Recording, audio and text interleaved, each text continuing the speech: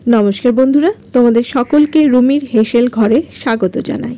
आमी रूमी आज के तुम्हादेर जोन्नो निरामिष एकटी रान्ना निये चले एसेछि। निरामिष दिनगुलोते निरामिष रान्ना तो अनेक किछुई करा जाय, तबे किछु अन्यरकम करले मंद हय ना। आर ता जदि हय निरामिष अमलेट कारी ताहले तो आर कथाई नेई। भाबछो निरामिष अमलेट कारी आबार कि? सब देखाबो, संगे थाको। और এই নিরামিষ অমলেট কারি একবার করলে বারবার সবাই তোমার কাছে আবদার করবে রান্নাটা আবার করার জন্য। দারুণ সুস্বাদু রান্না, বাচ্চা থেকে বড় সবাই চেটেপুটে খাবে। তাহলে চলো আর বেশি দেরি না করে রান্নাটা শুরু করে দিই। নিরামিষ অমলেট কারির জন্য আগে একটা পুর তৈরি করে নিতে হবে। তার জন্য আমি কড়াইতে বড় চামচের 1 চামচ সরষের তেল গরম করে নিয়ে দিয়ে দিলাম হাফ চামচ গোটা জিরে। জিরেটা একটু ভাজা ভাজা হয়ে আসলে এর মধ্যে দিয়ে দেব 1 চামচ গ্রেট করা আদা। এবার আদাটাকেও একটু নাড়িয়ে চাড়িয়ে নেব। আদার কাঁচা গন্ধটা যেই বেরিয়ে যাবে এবার এর মধ্যে আমি দিয়ে দেব 1 চামচ কাঁচা লঙ্কা কুচি। ঝালটা অবশ্য তোমরা নিজেদের পছন্দ মতনই দিতে পারো। কাঁচা লঙ্কাটা একটু নাড়াচাড়া করে এবার দিয়ে দিচ্ছি ছোট চামচে 3 চামচ টমেটো কুচি। টমেটো কুচিগুলো এবার ভেজে নেব। এর মধ্যে দিয়ে দেব হাফ চামচ নুন। টমেটো একটু ভাজা ভাজা হয়ে গেছে, এইবারে এর মধ্যে দিয়ে দিচ্ছি হাফ চামচ জিরে গুঁড়ো, হাফ চামচ ধনে গুঁড়ো। এবার এই গুঁড়ো মশলা দিয়ে ভালো করে 2-3 সেকেন্ড নাড়াচাড়া করে নেব। মশলা কষানো হয়ে গেছে, এইবারে দিয়ে দিচ্ছি আলু সিদ্ধ গ্রেট করে রেখে দিয়েছিলাম আগে থেকে। আমি এখানে একটা আলুকেই গ্রেট করে নিয়েছি আর সেটাই এখানে ব্যবহার করছি। এবার আলুটা 2 থেকে 3 মিনিট খুব ভালো করে কষিয়ে নিতে হবে। আলু খুব ভালো করে কষিয়ে নেওয়ার পর এইবারে এর মধ্যে দিয়ে দিচ্ছি পনির। আমি এখানে 4 চা চামচ গ্রেট করা পনির দিয়ে দিচ্ছি। এবার পনিরটা আলুর সাথে 2-3 মিনিট খুব ভালো মতো কষিয়ে নিতে হবে।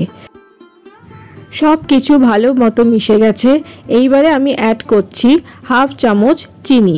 আমি আর নুন ব্যবহার করছি না, কারণ আমি টমেটো ভাজার সময় নুন দিয়েছিলাম, তাই আর নুন লাগবে না। চিনিটা এবার আলু আর পনিরের সাথে ভালো করে মিশিয়ে নিচ্ছি। এইবারে আমি অ্যাড করছি অল্প একটু ধনেপাতা কুচি। এবার ধনেপাতা কুচি দিয়ে আবার ভালো করে মিশিয়ে নিচ্ছি। ব্যাস, পুরটা একদম রেডি। এবারে এই পুরটা ঠান্ডা করে নেব। এইদিকে আমি কয়েকটা পাঁপড় নিয়ে নিয়েছি। পাঁপড়টা আমি জলে ভিজিয়ে নিচ্ছি। পাঁপড় কিন্তু খুব বেশিক্ষণ জলে ভেজাবো না, 1-2 সেকেন্ড জলে ভেজালেই হবে। তারপর পাঁপড়টা যখন দেখবে একটু নরম হয়ে এসছে জলটাকে আমরা ফেলে দেবো।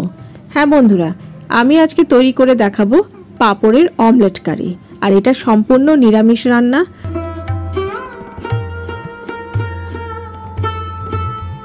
এবার এদিকে জল ফেলে দিয়ে দেখো পাঁপড়টা এইরকম নরম হয়ে যাবে। এইবারে এই পাঁপড়ের মধ্যে আমি বড় চামচের 1 চামচ পুর দিয়ে দেব। পুরটা দেওয়ার পর এইবারে আমি ফোল্ড করে নেব। যেহেতু এটা ছোট পাঁপড় তাই 2টো ফোল্ড করলেই হবে। আর যদি তোমরা বড় পাঁপড় ব্যবহার করো তাহলে কিন্তু 4টে ফোল্ড করতে হবে, ঠিক যেমন মোগলাই পরোটার ফোল্ড করা হয় ঠিক সেই রকম করে। এইবারে দুপাশটা ঠিক এইভাবে চাপ দিয়ে দিয়ে খুব সুন্দরভাবে শেপ করে নেব। তোমরা চাইলে একটু হাতে জল নিয়েও আটকাতে পারো। এইবার বাকি পাঁপড়গুলো ঠিক একইভাবে আমি পুর ভরে ফোল্ড করে নেব। বন্ধুরা, আমার চ্যানেলে আমিষ নিরামিষ অনেক রেসিপি তোমরা পেয়ে যাবে, তোমরা দেখে নিতে পারো। আমার এখানে পুর ভরে পাঁপড়গুলো একদম ফোল্ড করে রেডি হয়ে গেছে। এবার কড়াইতে আমি বড় চামচের 4 চামচ সরষের তেল গরম করে নিয়ে পাঁপড়গুলো ভেজে নেব। পাঁপড়গুলো কিন্তু সব একবারে দেব না, পাঁপড়গুলো যাতে ভেঙে না যায় তাই পাঁপড়গুলো অল্প অল্প করে ভেজে নেব। প্রথমে আমি 4টে ভেজে নিচ্ছি, পরে বাকি 4টে ভেজে নেব। 2-3 মিনিটের মতন সময় লাগবে। এই পুর ভরা পাঁপড়গুলো ভাজতে খুব বেশি সময় লাগবে না। পুর ভরা পাঁপড়গুলো উল্টে পাল্টে ভেজে নেব। এখানে আমার পাঁপড়গুলো ভাজা হয়ে গেছে, এবার আমি আলাদা পাত্রে তুলে রেখে দিচ্ছি। এইবার বাকি যে পাঁপড়গুলো আছে এইগুলো ঠিক একইভাবে ভেজে নেব। পুর সমেত সবকটা পাঁপড় আমার ভাজা হয়ে গেছে। এইবারে আমি এর গ্রেভিটা তৈরি করব। এইবারে একটা বাটির মধ্যে আমি গ্রেভির জন্য একটা মশলা রেডি করে নিচ্ছি। দিয়ে দিলাম 1/2 চামচ হলুদ গুঁড়ো, 1 চামচ জিরে গুঁড়ো, 1 চামচ ধনে গুঁড়ো, 1/2 চামচ লাল লঙ্কা গুঁড়ো আর 1 চামচ কাশ্মীরি লাল লঙ্কা গুঁড়ো। এইবারে একটু জল অ্যাড করে পুরো ভালো করে একটু মিশিয়ে কিছুক্ষণ রেখে দেবো। এইবার অমলেট কারির গ্রেভিটা তৈরি করার জন্য ওই তেলের মধ্যে যে তেলে পাঁপড় ভেজেছিলাম সেই তেলের মধ্যে দিয়ে দিলাম একটা তেজপাতা, একটা শুকনো লঙ্কা, 1/2 চামচ গোটা জিরে। একটু ভাজা ভাজা হয়ে গেলে দিয়ে দেবো একটুখানি হিংটা দিলে পরে ভীষণই ভালো লাগবে। একটু নাড়াচাড়া করে এবার দিয়ে দিচ্ছি ওই যে মশলাটা ভিজিয়ে রেখেছিলাম সেই মশলাটা পুরো দিয়ে দিলাম। এবার 2 থেকে 3 মিনিট মশলাটাকে ভালো করে কষিয়ে নেব। মশলাটা খুব ভালো করে কষানো হয়ে গেছে, দেখো তেল ছেড়ে এসছে। এবারে দিয়ে দিচ্ছি টমেটো কুচি। আমি একটা টমেটোই ব্যবহার করেছি। টমেটোটাকে একটু নাড়াচাড়া করে নিয়ে এবারে এর মধ্যে দিয়ে দিচ্ছি স্বাদ মতো নুনটা দিয়ে ভালো করে আবার নাড়াচাড়া করে নিচ্ছি। 2-3 মিনিট এরকম কষিয়ে নেব। এবার দিয়ে দিচ্ছি ওই যে মশলা ভিজিয়ে রেখেছিলাম সেই বাটি ধোয়া জলটা এই মশলার মধ্যে দিয়ে দিলাম। এইবারে আবারও ভালো করে কষিয়ে নেব। মশলাটা খুব ভালো করে কষানো হয়ে গেছে, তেল ছেড়ে এসছে আর টমেটোগুলো খুব ভালো করে গলে গেছে। এইবারে এর মধ্যে দিয়ে দিচ্ছি 1 গ্লাসের মতন গরম জল আর দিয়ে দিচ্ছি 1/2 চামচ চিনিটা দিয়ে ভালো করে নাড়িয়ে চাড়িয়ে নিচ্ছি। এইবারে 2-3 মিনিট একটু গ্রেভিটা ফুটিয়ে নেব। যেই একটু ফুটে যাবে এবার দিয়ে দেবো 1/2 চামচ গরম মশলা গুঁড়ো। এখানে যা কিছু অ্যাড করার আগেই অ্যাড করে নিচ্ছি আমি। এইবারে আমি দিয়ে দিচ্ছি এই পুর ভরা ভাজা পাঁপড়গুলো।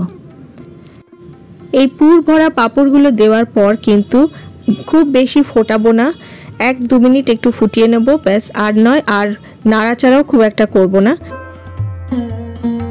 সবকটা পুর ভরা পাঁপড় আমার দেওয়া হয়ে গেছে। এইবারে ওপর থেকে ছড়িয়ে দিচ্ছি ধনেপাতা কুচি। একটু ফুটিয়ে নিয়ে এইবারে ফ্লেমটাকে অফ করে দেবো। ফ্লেমটাকে অফ করে ঢাকা দিয়ে 2 মিনিট স্ট্যান্ডিং টাইমে রেখে দেবো।